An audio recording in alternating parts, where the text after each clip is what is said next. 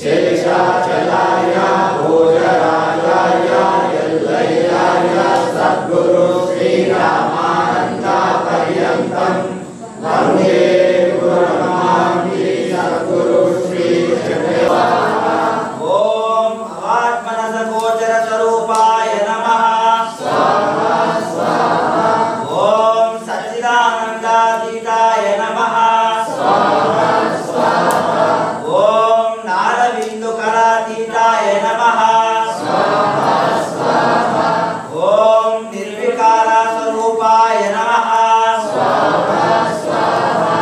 ओम निरंजन स्वरूपाय नमः स्वाहा स्वाहा। ओम परिपूर्ण स्वरूपाय नमः स्वाहा स्वाहा। ओम प्रकृति दोषरहिताय नमः स्वाहा स्वाहा। ओम उपाधि दोषरहिताय नमः स्वाहा स्वाहा। ओम क्षेत्र क्षेत्रज्ञ स्वरूपाय नमः स्वाहा स्वाहा। ओम अखिलानंदात्मने नमः स्वाहा स्वाहा। ओम अमरानंदात्मने नमः स्वाहा स्वाहा। ओम अंतर्विषयानंदात्मने नमः स्वाहा स्वाहा। ओम अद्वैतानंदात्मने नमः स्वाहा स्वाहा। ओम अंतर्ज्योत्यानंदात्मने नमः स्वाहा स्वाहा। ओम अनुभवानंदात्मने नमः स्वाहा स्वाहा। ओम अंतरिक्षानंदात्मने नमः स्वाहा स्वाहा। ओम अविद्यानंदात्मने नमः स्वाहा स्वाहा। ओम आज्ञानंदात्मने नमः स्वाहा स्वाहा। ओम अनुमानंदात्मने नमः स्वाहा स्वाहा। ओम अच्युतानंदात्मने नमः स्वाहा स्वाहा। जय कृष्ण भगवान की जय। ओम अप्रतर्कानंदात्मने नमः स्वाहा स्वाहा। ओम अचित्यानंदात्मने नमः स्वाहा स्वाहा। ओम अध्वानंदात्मने नमः स्वाहा स्वाहा। ओम अंतर्दैवापरानंदात्मने नमः स्वाहा स्वाहा। ओम अव्ययानंदात्मने नमः स्वाहा स्वाहा। ओम अनामानंदात्मने नमः स्वाहा स्वाहा। ओम अशोकानंदात्मने नमः स्वाहा स्वाहा। ओम अनाज्ञानंदात्मने नमः स्वाहा स्वाहा। ओम अक्षरानंदात्मने नमः स्वाहा स्वाहा। ओम अविज्ञानंदात्मने नमः स्वाहा स्वाहा। ओम अमोघानंदात्मने नमः स्वाहा स्वाहा। ओम अरोगानंदात्मने नमः स्वाहा स्वाहा। ओम नमस्ते प्रभुरामाय नमः स्वाहा स्वाहा। ओम नमस्ते गंधर्वात्मजाय नमः स्वाहा स्वाहा। ओम नमस्ते भागवते सुपुत्राय नमः स्वाहा स्वाहा। ओम नमस्ते प्रभु योगेश्वराय नमः स्वाहा स्वाहा। ओम नमस्ते योग स्वरूपिणे नमः स्वाहा स्वाहा। ओम नमस्ते योगाचार्याय नमः स्वाहा स्वाहा।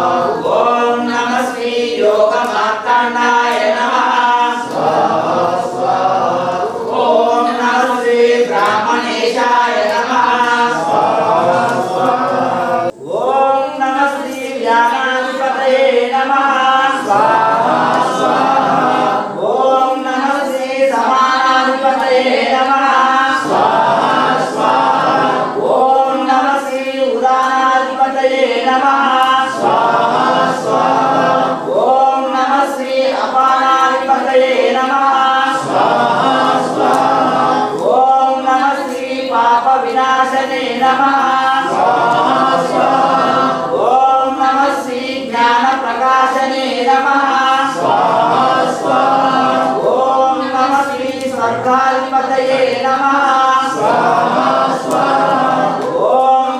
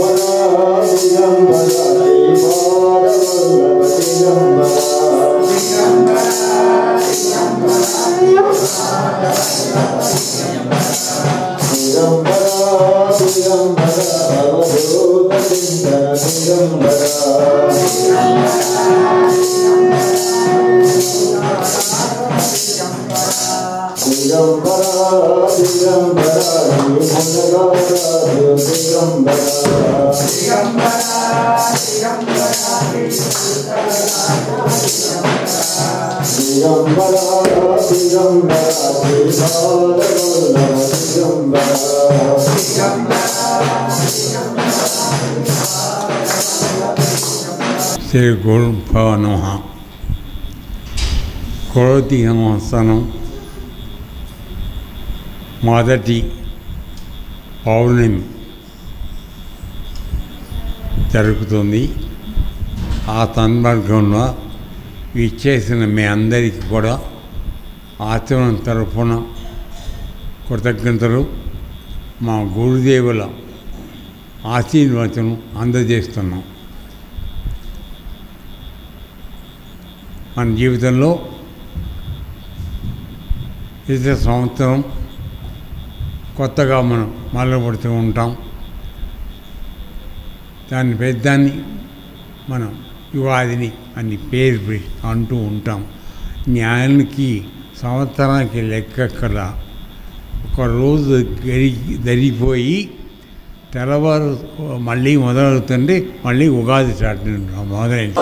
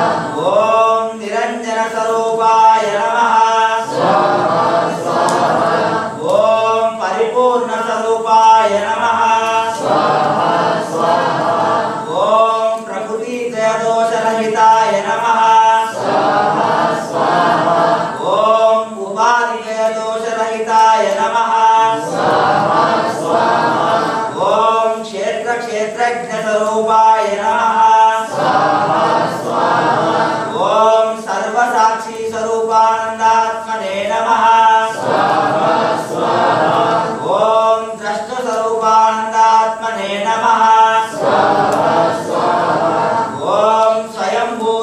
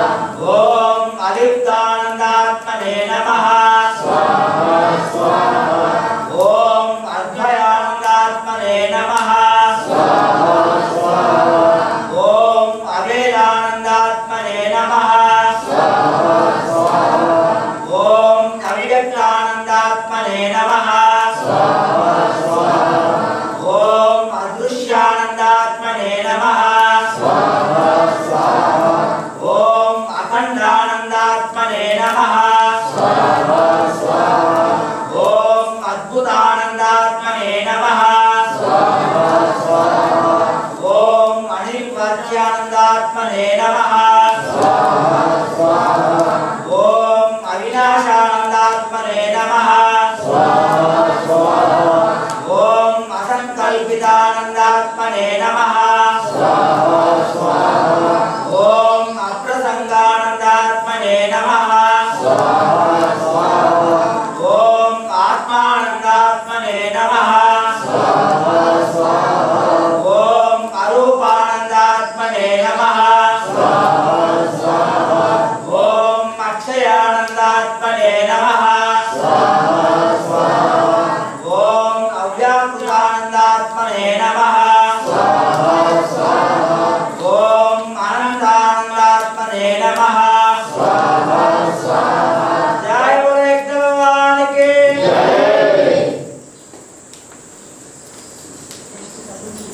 भगवान की ओम अप्रमाणानन्दात्मने नमः ओम अजरानन्दात्मने नमः ओम अमलानन्दात्मने नमः ओम अक्रियानन्दात्मने नमः ओम अक्लेशानन्दात्मने नमः ओम अवधूतानन्दात्मने नमः ओम अखिलानन्दात्मने नमः ओम अमरानन्दात्मने नमः ओम अन्तर्विषयानन्दात्मने नमः ओम अद्वैदेवानन्दात्मने नमः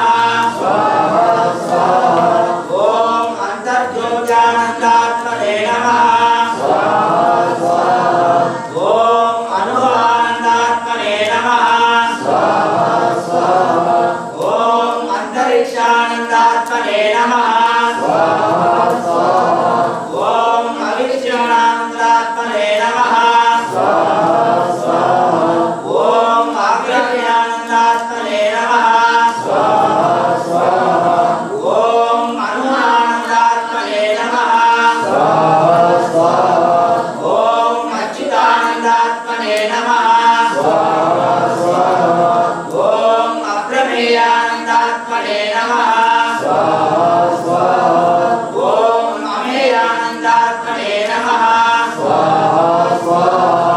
ओम अविच्यमानन्दात्मने नमः ओम अकुलानन्दात्मने नमः ओम अन्तरात्मानन्दात्मने नमः ओम अधिष्ठानन्दात्मने नमः ओम अक्षोभ्यानन्दात्मने नमः ओम अमृतानन्दात्मने नमः ओम अदेहानन्दात्मने नमः ओम अनानन्दात्मने नमः ओम अमितानन्दात्मने नमः ओम आगमानन्दात्मने नमः ओम अवर्णानन्दात्मने नमः ओम अमन्त्रानन्दात्मने नमः ओम अतिरिक्तानन्दात्मने नमः ओम अनन्तानन्दात्मने नमः ओम अघोरानन्दात्मने नमः ओम अभोक्तानन्दात्मने नमः ओम अविकारानन्दात्मने नमः जय बोले भगवान की जय बोले भगवान की ओम अप्रतर्कानन्दात्मने नमः ओम अचित्यानन्दात्मने नमः ओम अध्वानन्दात्मने नमः ओम अन्तर्बहिर्व्यापकानन्दात्मने नमः ओम अव्ययानन्दात्मने आनन्दात्मने नमः ॐ अनामानन्दात्मने नमः ॐ अशोकानन्दात्मने नमः ॐ अनाज्ञानन्दात्मने नमः ॐ अक्षरानन्दात्मने नमः ॐ अविज्ञानन्दात्मने नमः ॐ अमोघानन्दात्मने नमः ॐ अरोगानन्दात्मने नमः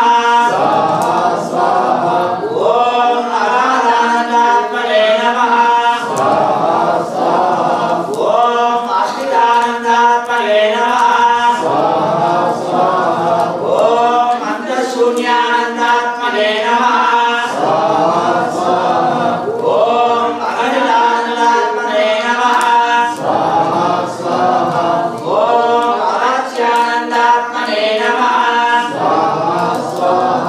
ॐ आध्यात्मानन्दात्मने नमः ॐ अवादयानन्दात्मने नमः ॐ अच्युतानन्दात्मने नमः ॐ अकर्मानन्दात्मने नमः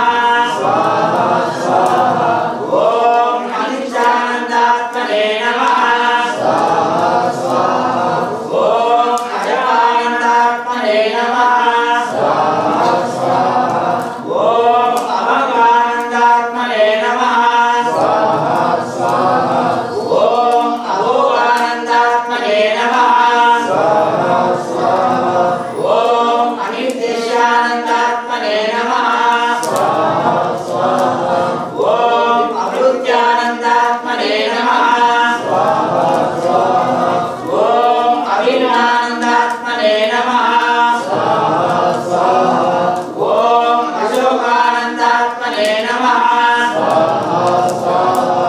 ॐ अभेदानन्दात्मने नमः ॐ अरागानन्दात्मने नमः ॐ असङ्गानन्दात्मने नमः ॐ अजित्वानन्दात्मने नमः ॐ अमूलानन्दात्मने नमः ॐ अदोषानन्दात्मने नमः ॐ ममतानन्दात्मने नमः जय बोले भगवान की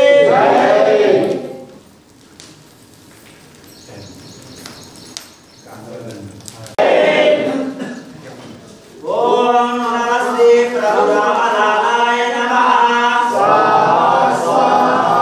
ॐ नमस्ते गन्धर्वात्मजाय नमः ॐ नमस्ते भागवते सुपुत्राय नमः ॐ नमस्ते प्रभु योगेश्वराय नमः ॐ नमस्ते योग स्वरूपिणे नमः ॐ नमस्ते योगाचार्याय नमः ॐ नमस्ते योगमार्ताण्डाय नमः ॐ नमस्ते ब्राह्मणेशाय नमः ॐ नमस्ते ब्राह्मणकुलकमलदिवाकराय नमः ॐ नमस्ते ब्रह्मस्वरूपिणे नमः ॐ नमस्ते जगद्गुरवे नमः ॐ नमस्ते विक्रमवंशेशाय नमः ॐ नमस्ते योगसूर्याय नमः ॐ नमस्ते धर्मभास्कराय नमः ॐ नमस्ते कर्मभास्पते नमः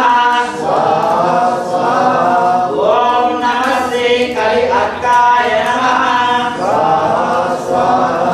ॐ नमस्ते सुरासरनिवासिने नमः ॐ नमस्ते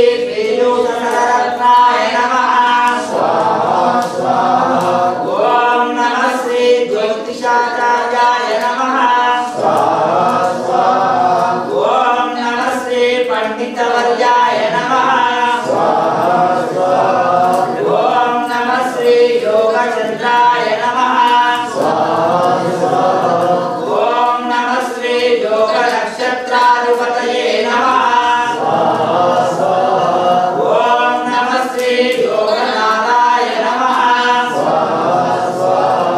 ओम नमः श्री योगसागराय नमः ओम नमः श्री जगन्नाथे नमः ओम नमः श्री भक्तजनवल्लभाय नमः ओम नमः श्री अष्टवंशजलजाय नमः ओम नमः श्री विश्वमित्राय नमः ओम नमः श्री योगप्राणाय नमः ओम नमः श्री शौर्यपतये नमः ओम नमः श्री गणितापतये नमः ओम नमः श्री फलितहंसाय नमः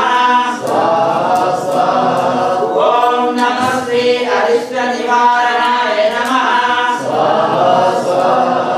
ओम नमः श्री योग प्रवर्तकाय नमः ओम नमः श्री प्राणाधिपतये नमः ओम नमः श्री सर्वेश्वराय नमः जय बोलो योगेश्वर रामलाल महाप्रभु जी की जय भगवान के जय ओम नमः श्री ज्ञानाधिपतये नमः ओम नमः श्री समानाधिपतये नमः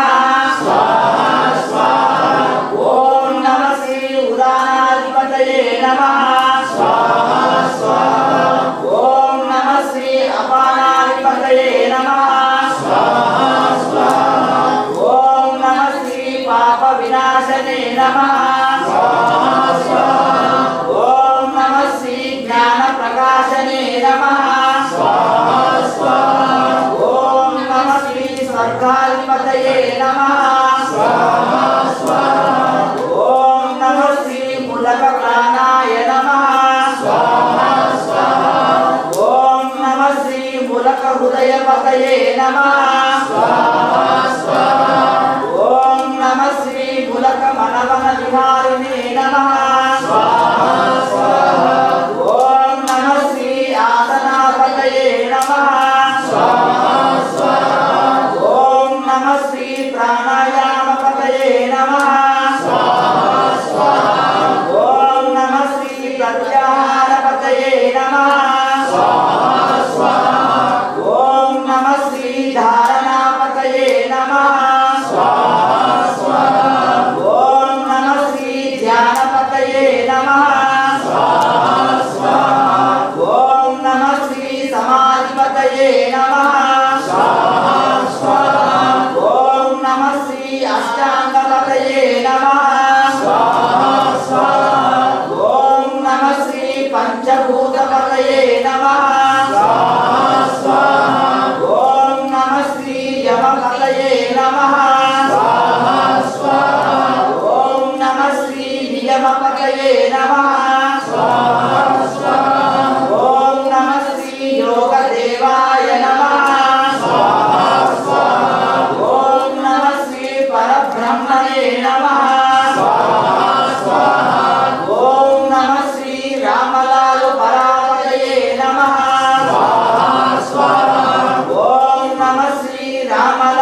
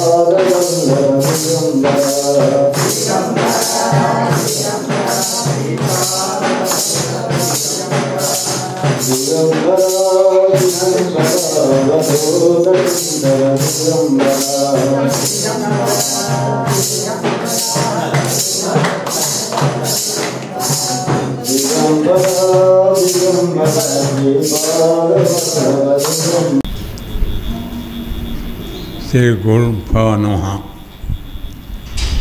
క్రోధి సంవత్సరం మొదటి పౌర్ణమి జరుగుతుంది.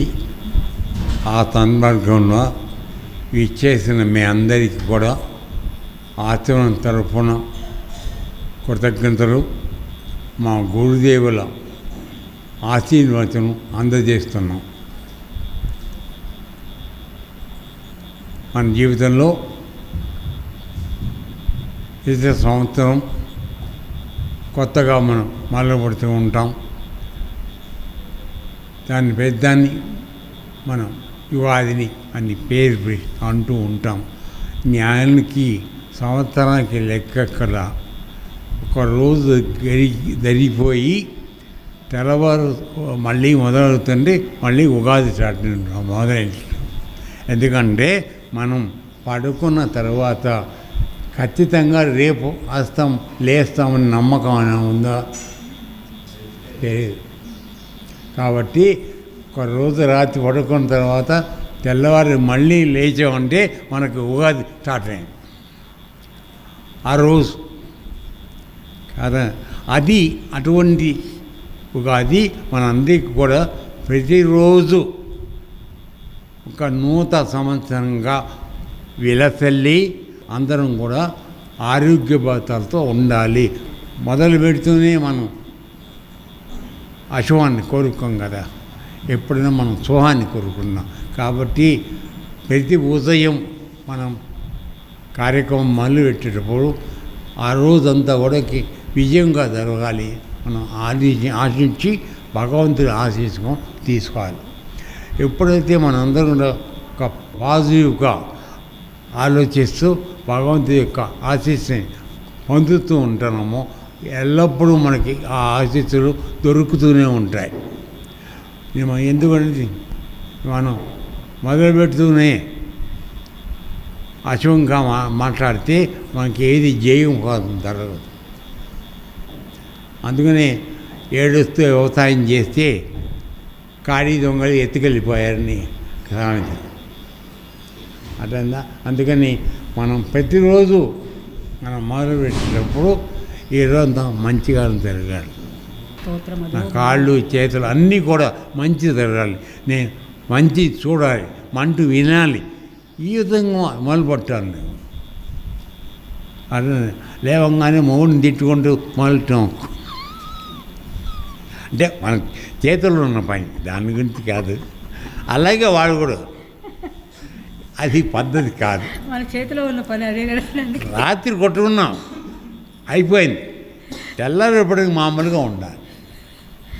అందుకోసం అది కాదండి మన ఇదేంటి సంధ్యావనం చేసేప్పుడు కూడా పొద్దుమతి అంటే రాత్రి తిన్న పాపాలన్నీ కూడా రాత్రి కూడా పోయినాయి, నేను ఫ్రెష్గా ఉన్నాను అని చెప్పుకోవాలి. నీకై నువ్వు చెప్పుకుని అప్పుడు చేస్తే ఓకే, నువ్వు మంచి కోరుకున్నావు కనుక నీకు మంచి జరగాలనుకో. మనం ఏది కోరుకుంటే ఏది మనం ఏడుస్తూ మళ్ళీ తదాస్తూ ఉంటుంది. అందుకని మనం కోరుకోవటంలోనే మనం తెలివి ఉండాలి. మంచి జరగాలని కోరుకున్నాం. ముందట్లో మొదలుపెట్టినప్పుడు మనకి మంచి జరగాలని కోరుకున్నాం. కాస్త విచారంగా విశాలంగా ఆలోచించి మాడితే నా పక్క వాళ్ళందరూ బాగుండారు. అక్కడ మనకి ఇబ్బంది, అది ఇబ్బంది అవుతుంది. ముందు మనం అనుకోవడం అలవాటు చేసుకుంటే ఆటోమేటిక్గా అది కూడా వస్తుంది. సో ఈ కొత్త సంవత్సరాలలో మీ అందరికీ చెప్పేటువంటి చిన్న ఉపాయం ఏంటంటే, మీ ప్రతి ఉదయాన్ని ఒక మంచి దాంతో మొదలుపెట్టండి. అప్పుడు నీకు అన్నీ మంచి జరుగుతాయి, అనుమానం లేదు. ఎందుకంటే మనం భావంతో మనసుతో ఏది కోరుకున్నావు అది తథాస్తు అంటారు భగవంతుడు.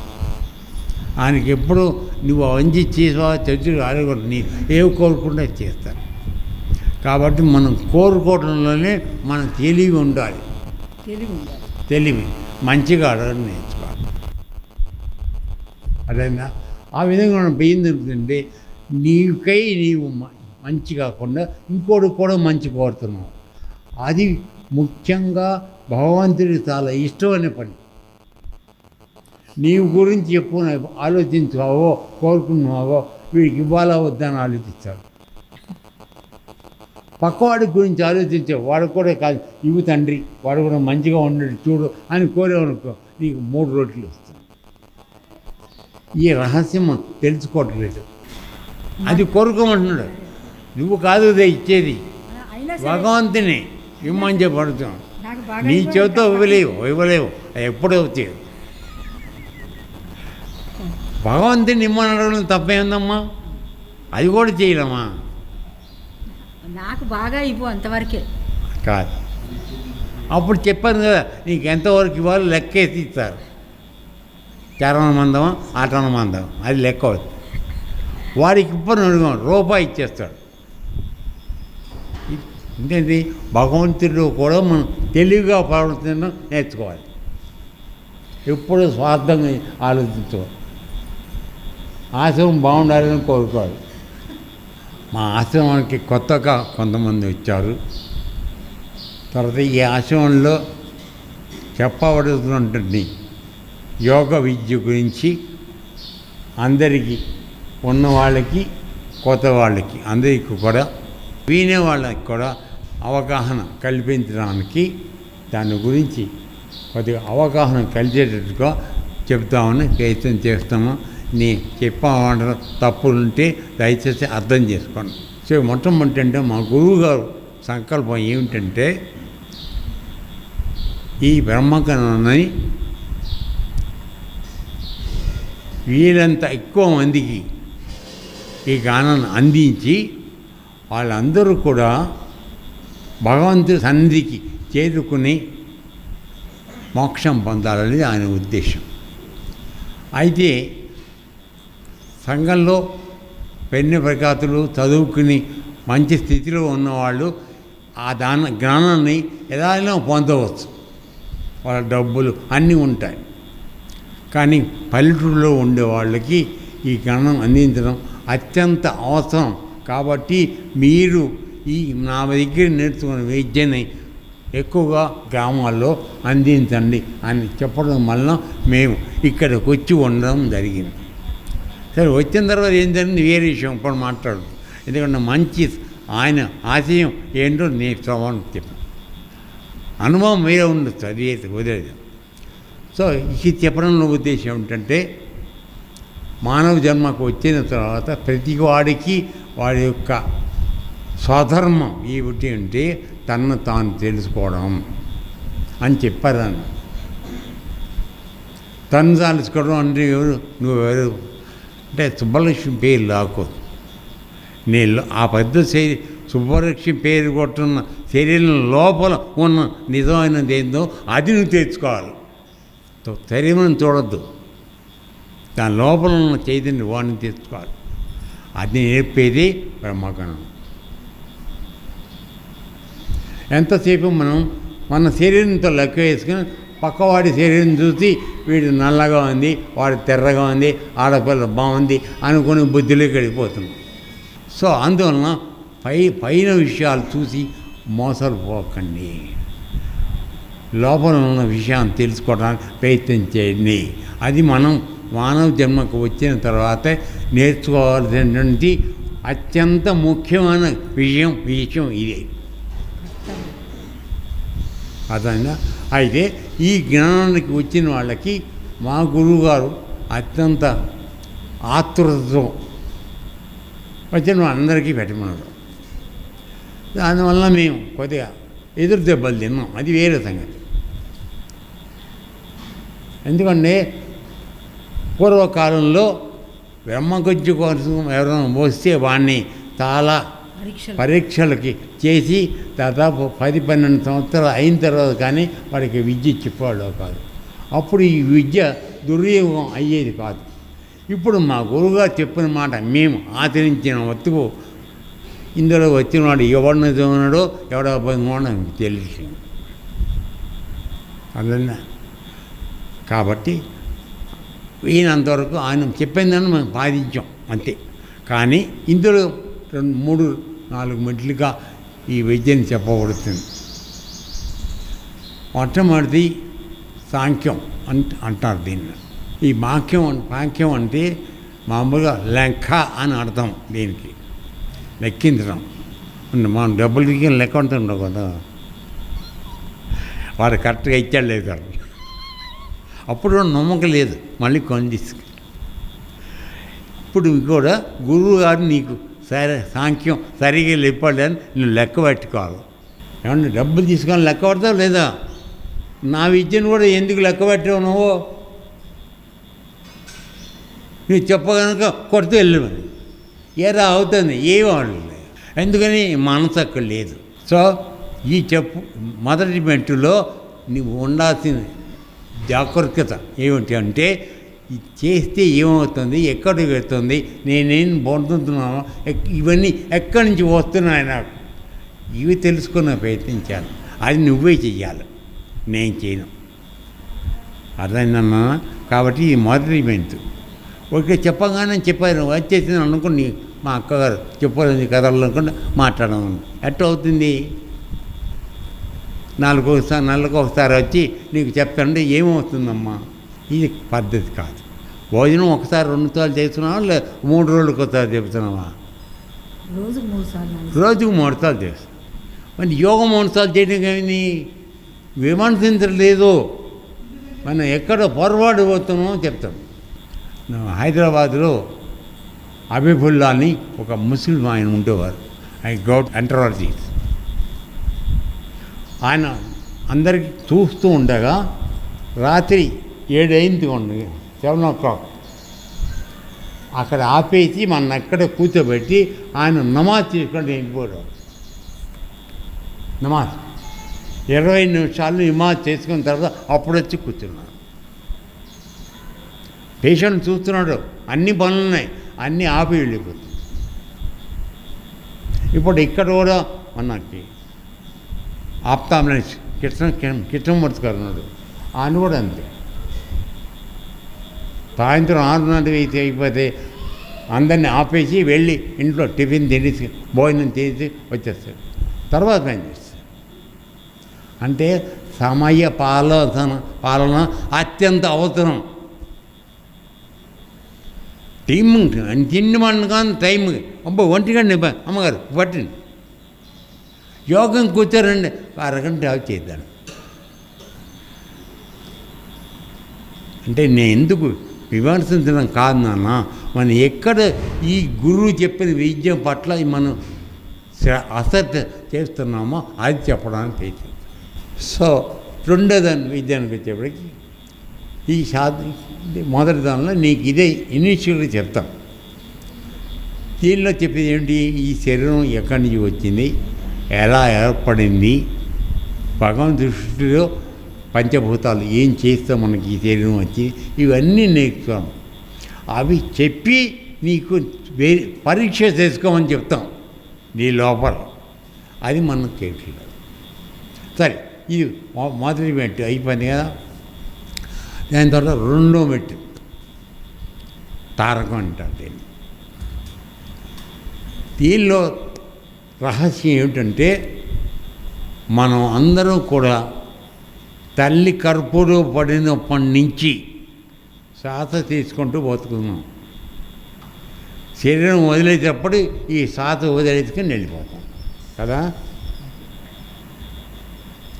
అంత మనతో పాటే ఉండేటువంటి శ్వాస పట్ల మనకి ఎంత జాగ్రత్త ఉండాలి, అది 2 పాయింట్.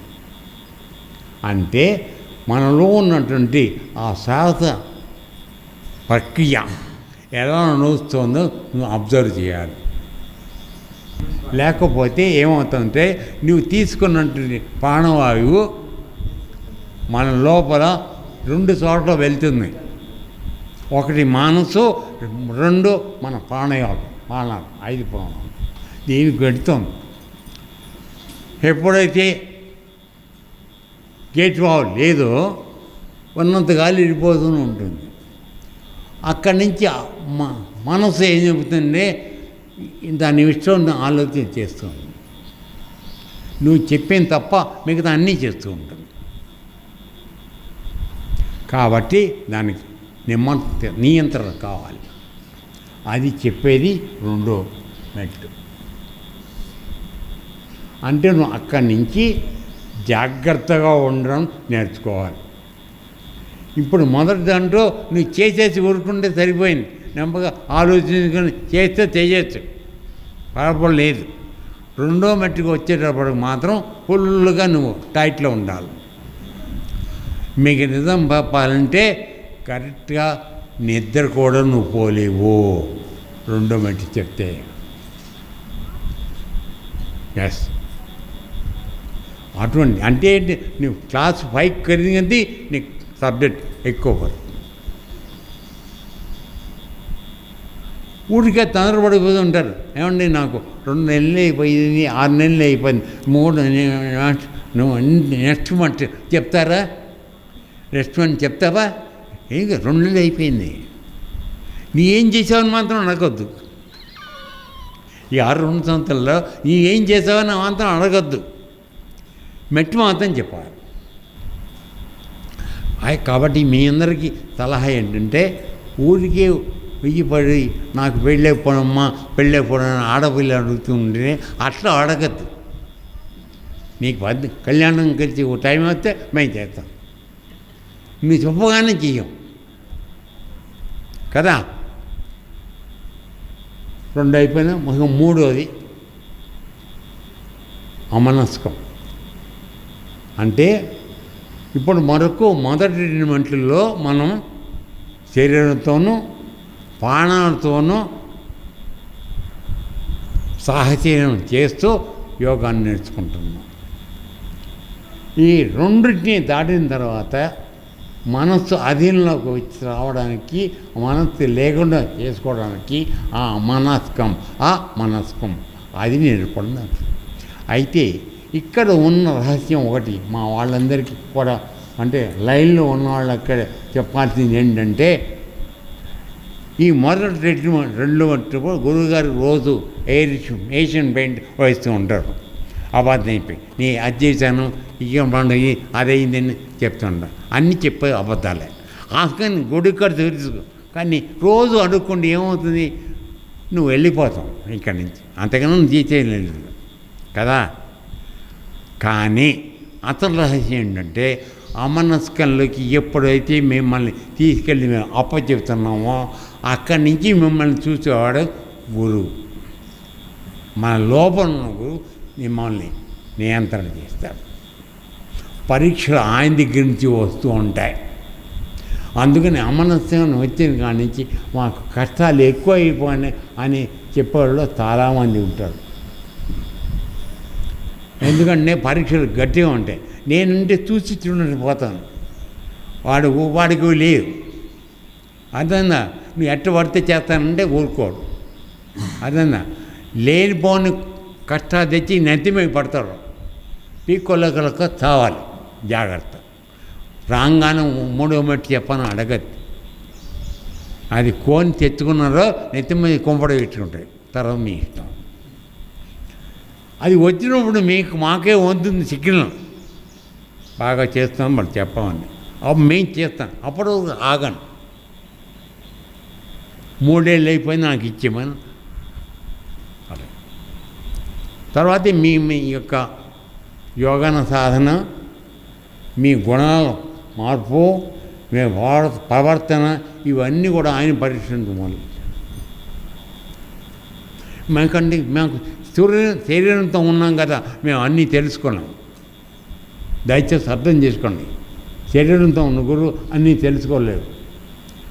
అశరీరం గురువు నేను లోపల నుంచి చూస్తాడు. నువ్వు చేసే వంకర ఆలోచనలు అన్నీ తెలుస్తాయి. అక్కడితో దానికి తగ్గట్టుగా పరీక్షలు రావడం మొదలైంది. నువ్వు గురువు మీద అనుకుంటూ ఉంటారు, గురువుగారు నాకు పరీక్ష పెట్టి, నేను కాదు. మేము దయచేసి అందరూ గుర్తుపెట్టుకోండి, అమ్మనకు వచ్చారో నీ పని అయిపోయి ఉంటే జాగ్రత్త. ఎందుకంటే మీకు రాష్ట్రం మారిపోతుంది, చట్టం. దాన్ని అందుకోవడానికి సిద్ధపడితేనే ముందుకు రండి. తొందరపడి అడగద్దు. అమనస్యం చెప్పు, అమనస్యం అదేదో ఇంట్లో ఉన్న తీసింది చేతులు పట్టండి కాదు. ఈ 4వ వయసు వచ్చేటప్పటికి నీకు పరమాత్మతో డైరెక్ట్గా సంబంధం ఏర్పరిచే పని చేస్తాం. మనస్సు లేకుండా చేసాం కనుక పరమాత్మ దగ్గరికి వెళ్ళే అవకాశం నీకు కాదు. అప్పటికి నీ లోపల మామూలుగా ప్రపంచంలో పేద మానవులకి ఉండేటువంటి ఇతర లక్షణాలు, బుద్ధులు, దుర్గుణాలు ఇవన్నీ ఉండకూడదు. ఉంటే ఆయన తీసుకోడు. మీరు ఒకటి మండగొట్టి గురుగారికి అయితే పెయింట్ కాదు తీసుకున్నాను కొదదు, వాళ్ళు ఒప్పుకోడు. నీలో నిజాయితీ కావాలి. మాటకు ముందు అబాధం మాట చేయకూడదు. ఇవన్నీ చూస్తాడు. అర్థమైందా? ఎవడైతే ఉత్సాహపడిపోతున్నానో అమ్మనాథుని జాగ్రత్తగా ఉన్నాను.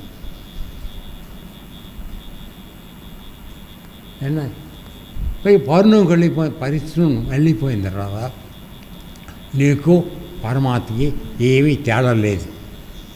నువ్వు వాడిగా అయిపోయావు. అప్పటికి కూడా మన దగ్గర మానవ సహజమైనటువంటి దుర్లక్షణాలు ఉంటే మనకి ఆ పరిమాణం సిద్ధించదు. ఎలా అవుతుంది? ఆ స్థితిలో వచ్చిన వాళ్ళకి ఏం జరుగుతుందో మానవంలో జరిగింది. కేవలం మెన్షన్ చేస్తూ వెళ్ళదు. ఇట్లే ఉన్నాయి. పరిపూర్ణం వస్తే అన్నీ అయిపోయిందని వచ్చినట్టే అని మేము చెప్పాం. చెప్పి నలుగురిని తయారు చేశాం. ఎందుకు చేశాం? మేము తెలుసు రాబోయే వాళ్ళు మీరు అందరూ లైన్లోకి వచ్చేవాళ్ళే కదా, మీకు చెప్పాలి. మీలో అటువంటి వాళ్ళు ఉండకూడదు, అందుకు చెప్తాం. చెప్పండి వాడికి ఇంకా చెప్పడం అంత అయిపోయింది కదా, గురువుగారితో అవసరం అయిపోయింది. ఇంకా వాడికి ఫుల్గా పెయింట్ వేద్దామని మొదలుపెట్టాను. ఎంత దూరం వెళ్ళిపోయారంటే మా సీట్లో ఎవడో కూర్చుందో వాళ్ళు కూడా వాళ్ళే డిసైడ్ చేసుకున్నాం. నువ్వే కళ అనుకో. అర్థందా? సరే ఏమైంది? ఈ కుమ్మిళ్ళలో ఆచరణ దోచుకోవడం మొదలుపెట్టారు.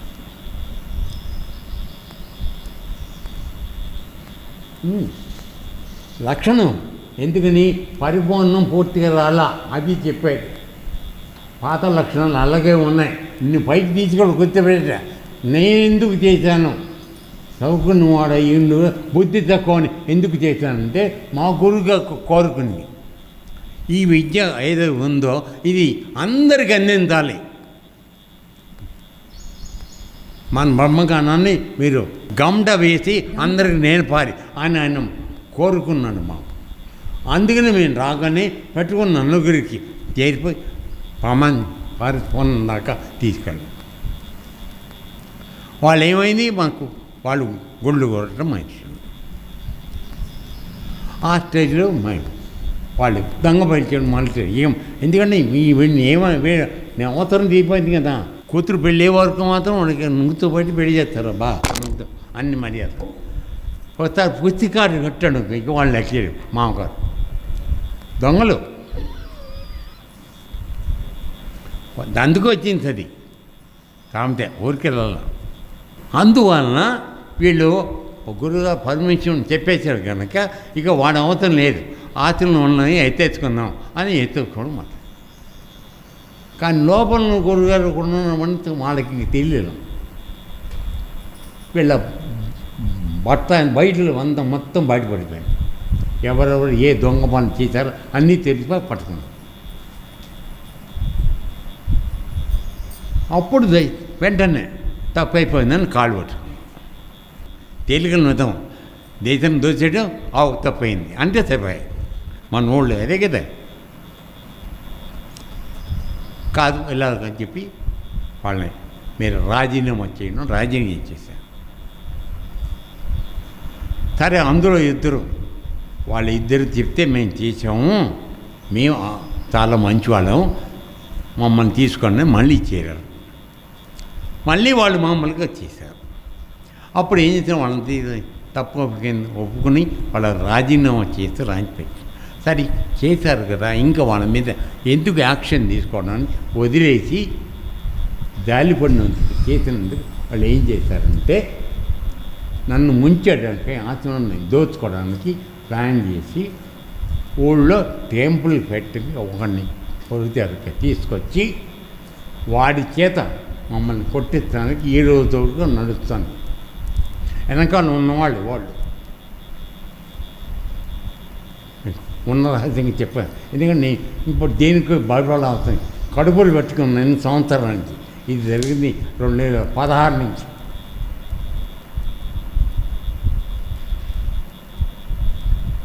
అర్థమైందా? ఇప్పుడు మీకెందుకు చెప్తున్నాను, గొప్పతనం కోసం కాదు. దయచేసి అటువంటి రొండకి మీరు పడకండి. అర్థమైంది? నిజాయితీ బతకడం నేర్చుకోండి. మోసం చేస్తే మీరు గోతులు దిగడం ఖాయం. వాళ్ళ బతుకు ఇలాగ అయింది, మీ గోతులు అదే అవుతుంది. కాబట్టి పూర్ణానికి మిషన్ వచ్చిన తర్వాత ఒళ్ళు జాగ్రత్త పడుతుంది. ఇంకా మిగతా ఎప్పుడు చేస్తావు? నువ్వు చచ్చిపోతే భయం కదా. నాకు కాస్త ఎక్కడ చేయాలి, సమాధి ఎక్కడ కూడా వాళ్ళు నిర్ణయం చేశారు. ఎంత నికృష్టున్నారో ఆలోచించాను ఇక్కడ.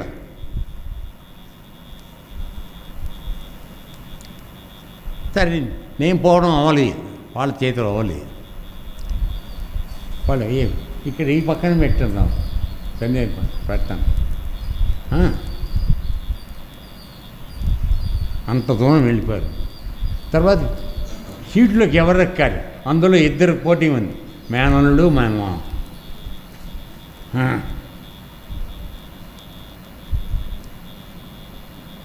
ఈ విధంగా అయిపోయింది. అప్పుడు వాళ్ళకి చెప్పా, ఏంటంటే ఒరే మీకు పరిపూర్ణం దాకా చెప్పాను, ఇంకా చెప్పాల్సిన 2 ఉన్నాయి.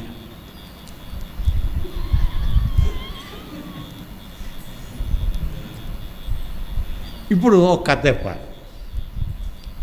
ఒకసారి ఈ మాస్టర్ చంద్రయ్య గారు అంటాడు, ఒక పులి వాడి మానమామ పులి, నేను పిల్లి. పులి ఓకే. సరే వీడేం చేశాడు, ఫార్మన్ నేర్చుకున్నాడు మన దగ్గర. అన్నీ మామ చెప్పు మాన చెప్పు అని నేర్చుకున్నాడు. నేర్చుకున్న తర్వాత ఏం చేశాడు, అంతా వచ్చేసి కదా. ఇప్పుడు ఒకడు పిల్లిని కొట్టి తినేద్దామని వీడు ఎమ్మటి పట్టాడు, పెద్ద ముల్లి.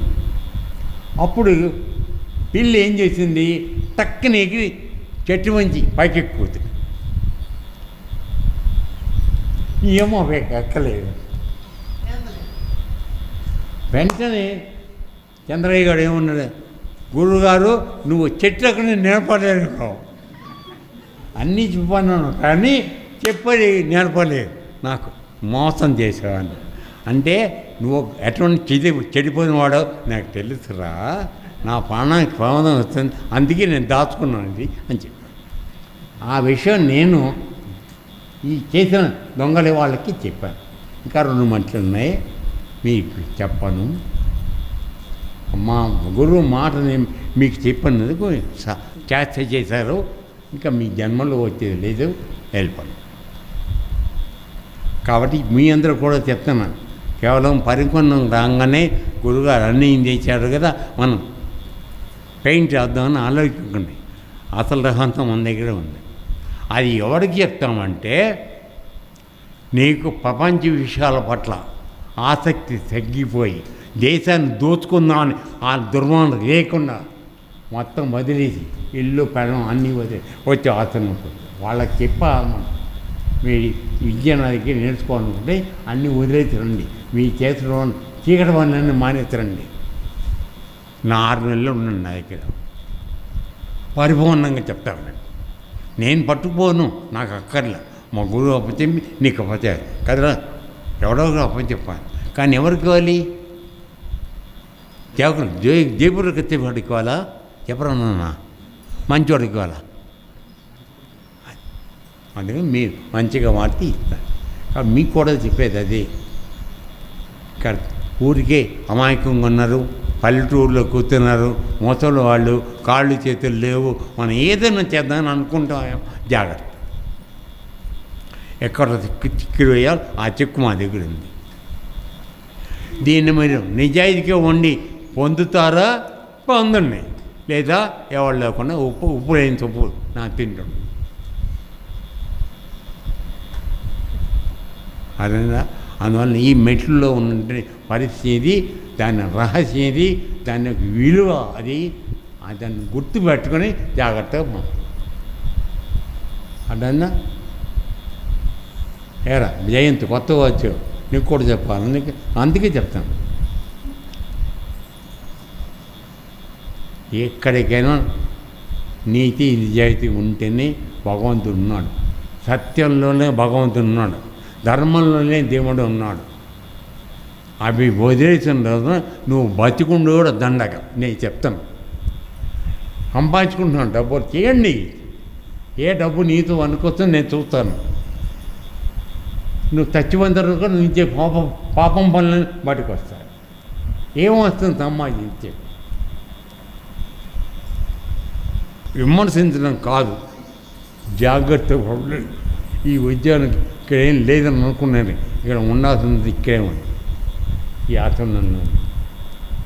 మిగతా దగ్గర ఈ ఆచరణ ఈ విషయాల గురించి ఎవరికి అవగాహన లేదు. నేను ఛాలెంజ్ చేస్తాను నా గురువు దగ్గర.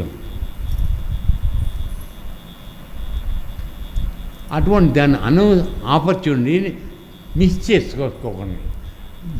దిక్కుమాలిన ప్రపంచం తిరిగేటట్టు వచ్చిన ప్రతివాడు ఆ దిక్కుమాలిన తిరిగే ప్రపంచం మా దగ్గర. దానివల్ల ఏమవుతుంది, వాళ్ళు పొందలేకపోతున్నారు. అదేందా? అందువల్ల అది వదిలేద్దాం. అదే రోడ్లో గురుకులాలలో గురువుల దగ్గర పిల్లలు ఎట్లా ఉన్నారో మనం కూడా వినయంతో ఉందాం.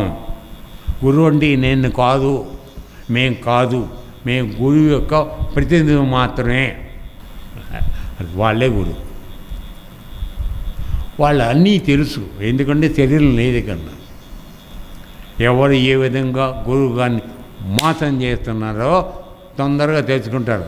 అదైనా అందువల్ల రహస్యమైనటువంటి ఈ విద్య దుర్వినియోగం కాకుండా మంచి వాళ్ళ చేతిలో పడవాలని మా ఆకాంక్ష.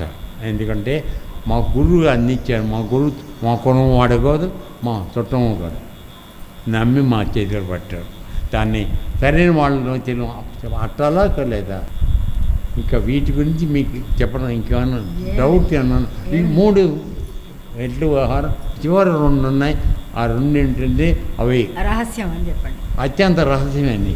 అందులో నువ్వు ఇక్కడ మోక్షం వచ్చాను అంటున్నాను, వచ్చారా ఇక్కడికి? ఆచరణ దేనికి వచ్చారు? మోక్షం కదా. మోక్షం నుంచి అవతల ఉంది జన్మరాహిత్యం. దాన్ని నేర్పుతాం దానికి వచ్చిన వాడికి. నువ్వు ఎప్పుడు చనిపోతావో నీ చేతిలో ఉంటుంది.